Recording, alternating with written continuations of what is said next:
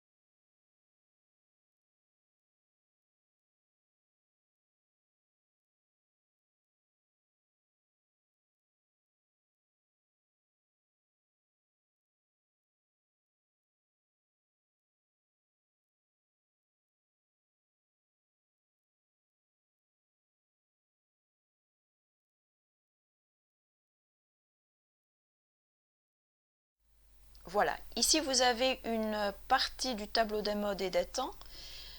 On va rappeler un peu la formation des temps du passé qui nous intéresse. On est dans le mode indicatif.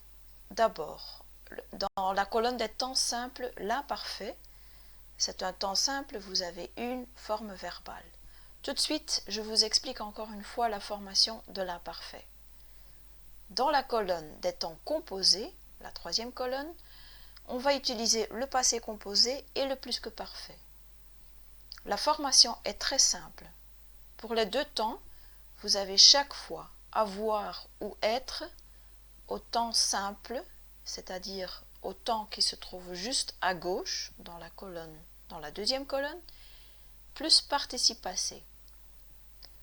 Le passé composé, il a travaillé, a se trouve à l'indicatif présent, c'est-à-dire le temps qui se trouve juste à gauche, plus participe passé. Je suis parti, suis, indicatif présent, plus participe passé.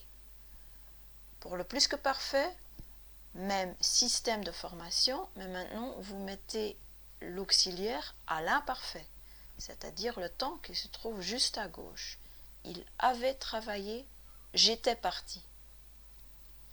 Un autre temps du passé qui nous intéresse, c'est le passé récent. Dans le cadre en bas, très facile à former, vous prenez l'infinitif, vous prenez le verbe venir de plus infinitif. Je viens de travailler. Ik heb zo pas gewerkt. Nous venons de tomber. We zijn zo pas gevallen. Pour former l'imparfait, on va prendre le radical de nous à l'indicatif présent. Par exemple, avoir, nous avons, c'est nous à l'indicatif présent, on laisse tomber ONS et on garde le radical have. Et on va ajouter les terminaisons AIS, AIS, AIT, ION, IE, AIENT. Ici vous avez quelques exemples. Boire, nous buvons, il buvait. Faire, nous faisons, tu faisais, etc.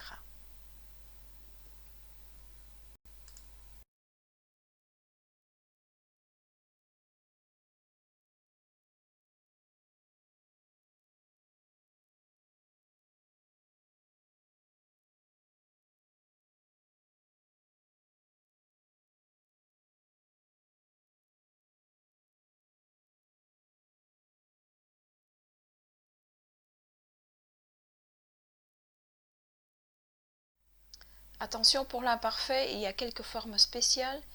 Être, vous avez ici la conjugaison, j'étais, tu étais, il était, nous étions, vous étiez, ils étaient. Pleuvoir et falloir se conjuguent uniquement à la troisième personne du singulier.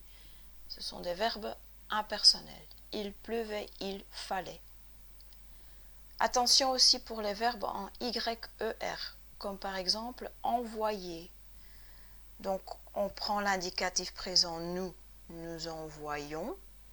on garde en voix jusqu'à l'Y et on va ajouter IONS. Ça a l'air un peu bizarre parce que vous avez Y suivi du I, mais c'est tout à fait régulier. Même chose pour les verbes en IER comme oublier. Le radical c'est oubli. Vous ajoutez IONS, donc vous avez deux I qui se suivent. Un peu bizarre, mais c'est tout à fait régulier.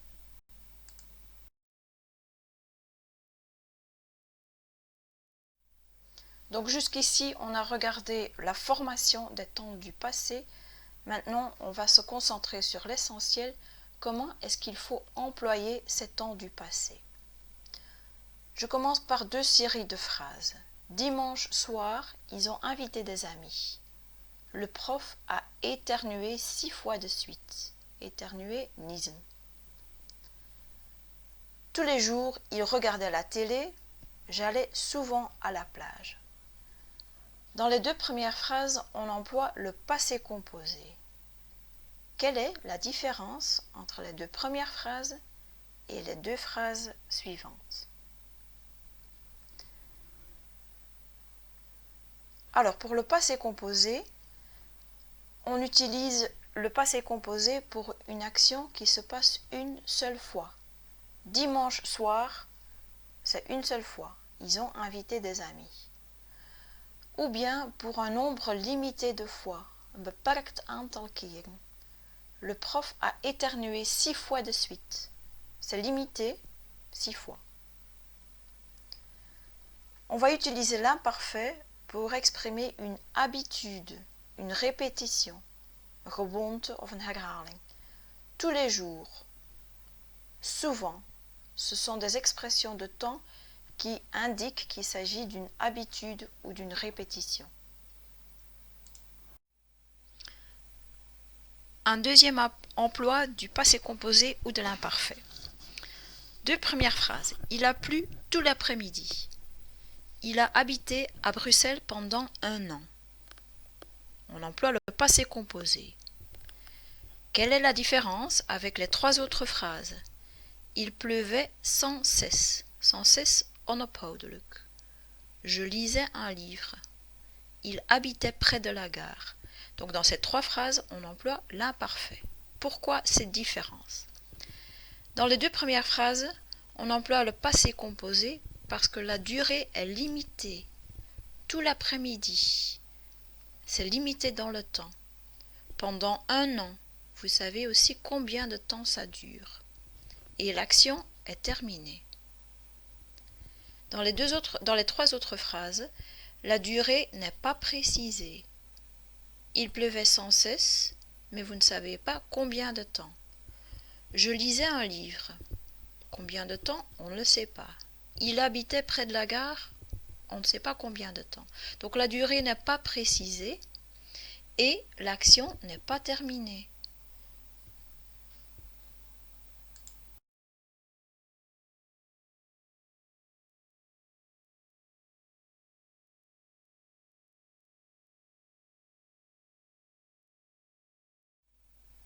Un troisième emploi.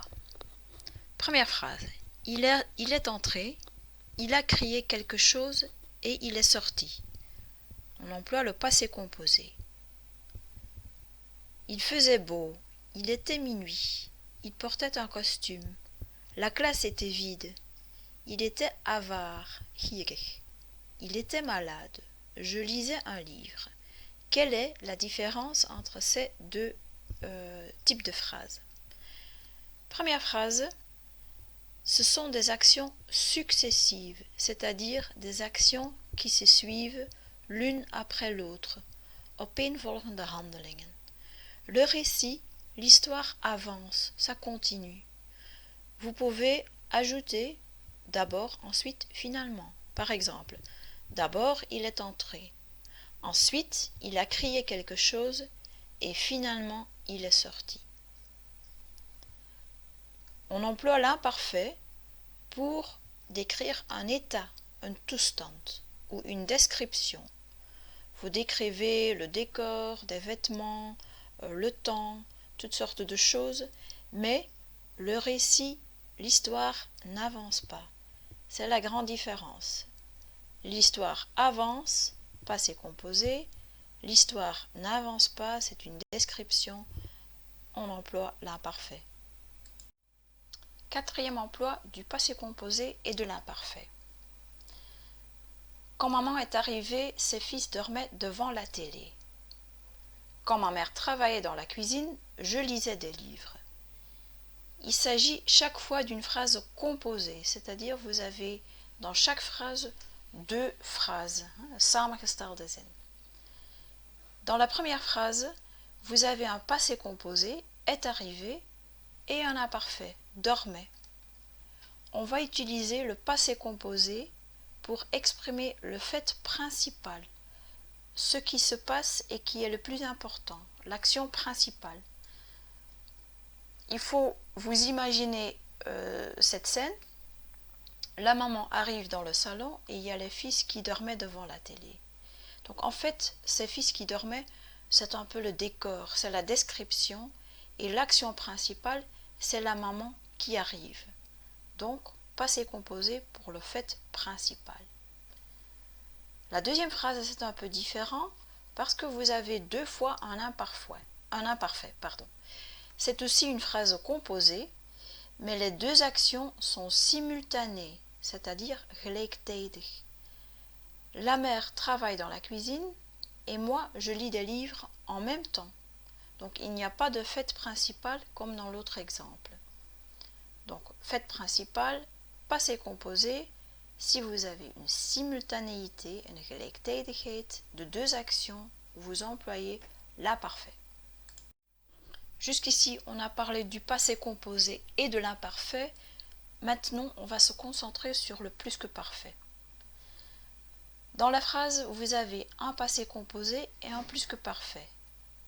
Cet artiste est mort en Italie, où il était parti se reposer. Hij is gestorven in Italië, waar hij naartoe gegaan was om te rusten. Ici, il faut regarder quelle action se passe d'abord. D'abord, il était parti. Ensuite, il est mort en Italie. Donc, je raconte une histoire au passé et je vais voir quelle action se passe avant une autre. Donc, cette première action, c'est au plus que parfait. Et la deuxième action, ici le fait de mourir, c'est au passé composé.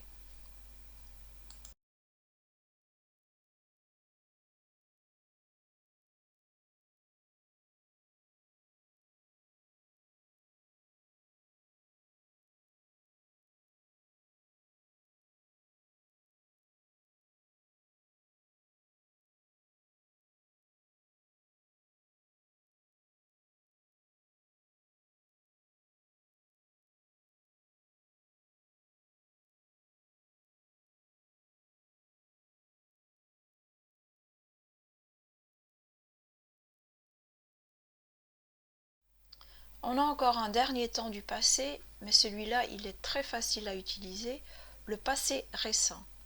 C'est un passé qui, comme le dit son nom, exprime quelque chose qui s'est passé récemment.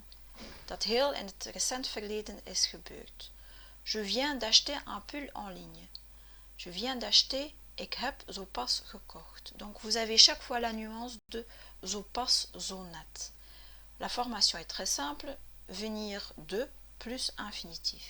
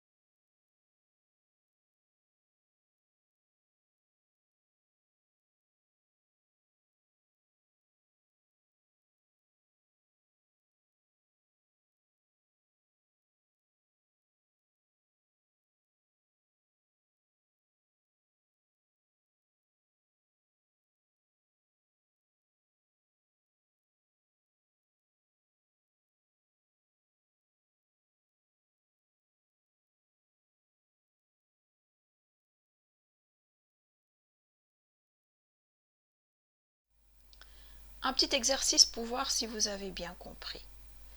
Alors, vous essayez de remplacer les infinitifs dans cette phrase par le temps exact du passé. Arrêtez un peu la présentation et essayez de résoudre. Cliquez ensuite pour la solution. Voilà la solution. Alors, il faut vous imaginer la situation. Le décor, c'est moi qui dormais bien.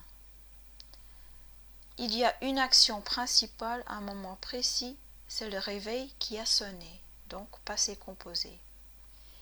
Et pourquoi plus que parfait je m'étais installé? Parce que le fait de s'installer est antérieur au fait de dormir, c'est-à-dire d'abord vous vous installez et ensuite vous dormez. Donc c'est ce que j'ai expliqué avec le plus que parfait, s'installer se passe avant de dormir. Si vous avez bien résolu, mes félicitations.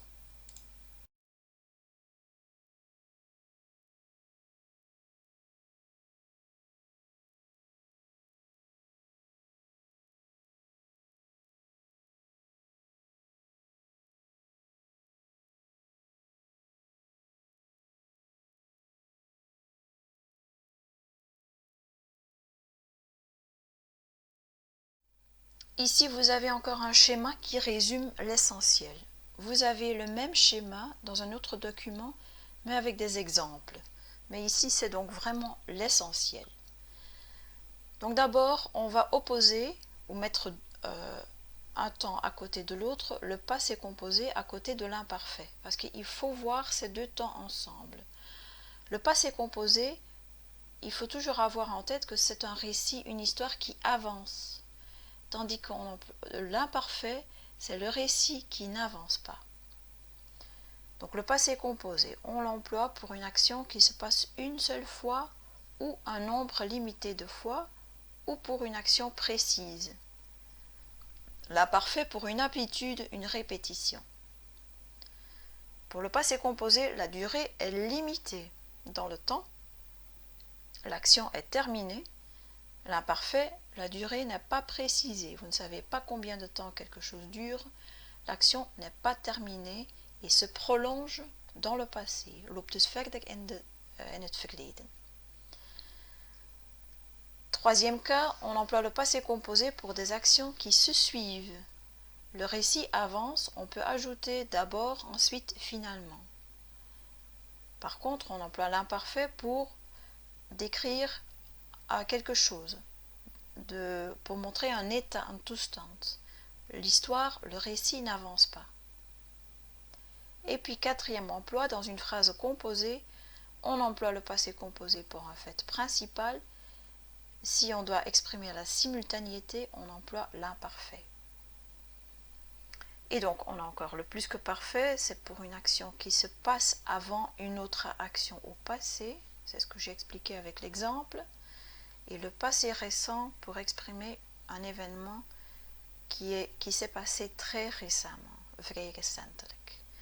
Voilà, si vous connaissez ce schéma, c'est super et vous utilisez ça pour faire les exercices. Donc chaque fois, si vous faites un exercice, essayez de voir où vous êtes dans le schéma.